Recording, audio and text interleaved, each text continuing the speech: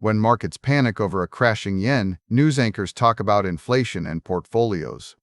But in the corridors of power, currency volatility isn't just economics, it's a weapon.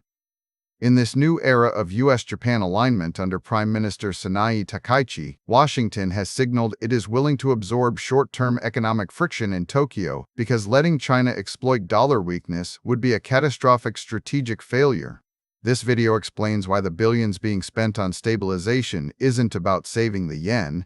It's a hard line drawn against Beijing. We will let the economy take hits if necessary, but we will not let our ally lose its geopolitical footing to Chinese coercion.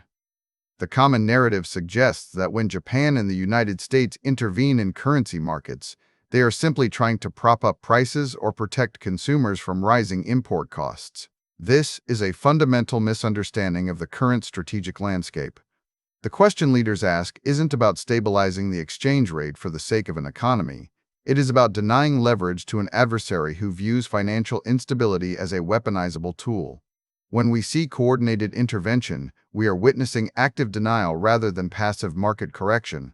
This shift marks a departure from viewing currency stability as merely a byproduct of trade deals signed in July 2025 and reframing it as the essential prerequisite for national security. The stakes here involve more than just exchange rates. They concern the very ability of Tokyo to maintain its position within U.S.-led security architectures like APEC and TPP. If Japan's economy were to destabilize due to unchecked volatility or Chinese manipulation, the nation would lose the fiscal and political bandwidth required for a robust defense posture. Beijing has long viewed Japanese economic weakness as an opening for coercion, potentially seeking to force Tokyo into a weaker negotiating position in the East and South China Seas without firing a shot. The threat is not abstract. It involves specific strategies designed to exploit dollar weakness to gain geopolitical leverage that could cede regional influence entirely to Chinese interests. Quick resource note: I keep a curated set of Amazon search links in the description for books, gear, and tools relevant to this channel's topics. Some are affiliate links, so I may earn a commission at no extra cost to you. Please consider supporting the channel by using those links if you find something useful.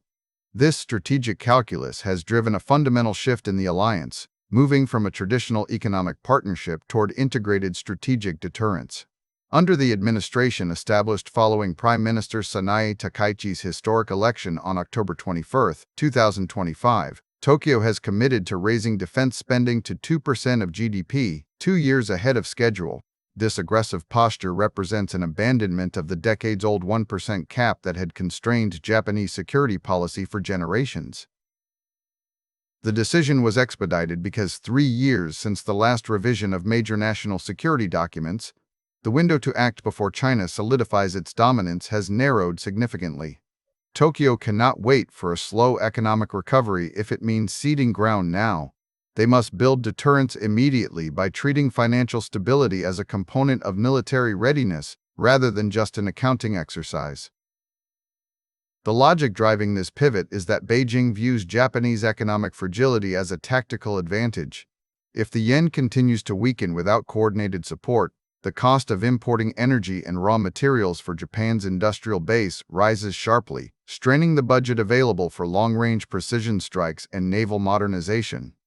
Washington understands that if Tokyo falters financially, it cannot sustain its new defense buildup or maintain the Japan wheel within the broader alliance structure. Therefore, when U.S. officials confirm coordinated intervention with their Japanese counterparts, they are not acting out of charity or a desire to help Japan's stock market perform better.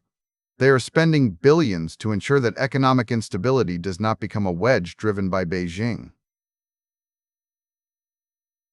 This is a calculated tolerance for short-term pain in Tokyo because the alternative, a destabilized ally unable to project power, is an unacceptable strategic failure. The timeline shift under Prime Minister Takaichi highlights this urgency. By moving to the 2% GDP target now, rather than waiting until 2030 as previously planned, Japan is signaling that it cannot afford a period of economic weakness while China continues its expansionist policies. This aligns with analysis from experts like Richard Samuels, who has been tracking Japanese techno-nationalism since at least 2017, noting how technology and economics have become inseparable in national security strategy for the region. The connection between fiscal health and military capability is now so tight that a drop in currency value can be interpreted by adversaries as an invitation to test alliance resolve. By intervening, Washington sends a clear message: we will absorb the short-term friction of stabilization efforts because allowing China to exploit dollar weakness would undermine decades of strategic planning. For the curious viewer, this reframes why currency news matters beyond your stock portfolio. The crash you see on the ticker is not an isolated market event. It is a flashpoint in great power competition where financial tools are deployed for geopolitical ends. When the dollar fluctuates significantly against the yen, it often reflects two nuclear-armed powers signaling who controls the region through economic means as much as military ones. Understanding this helps you see that global financial stability is now inextricably linked to military deterrence. When leaders announce interventions, they are drawing lines around what territory and influence will not be surrendered without a fight. The goal is not just to keep prices stable, but to ensure that the alliance remains robust enough to counter coercion effectively. Ultimately, this coordinated intervention represents a hard line drawn against Beijing. Washington will let the economy take hits if necessary, but it will not allow an ally to lose its geopolitical footing through economic manipulation. This strategy prioritizes deterrence in contested waters over short-term comfort, ensuring that stability is maintained as a strategic asset rather than left to market forces alone. The billions spent on stabilization are an investment in long-term dominance over Beijing, turning what appears to be a financial headline into a calculated victory lap for the alliance's future security posture. Thanks for watching all the way to the end. I am a one-person team working hard to make each video better than the last. Subscribe if you found value. It is the best way to show support. Drop a comment with your biggest takeaway. See you in the next video.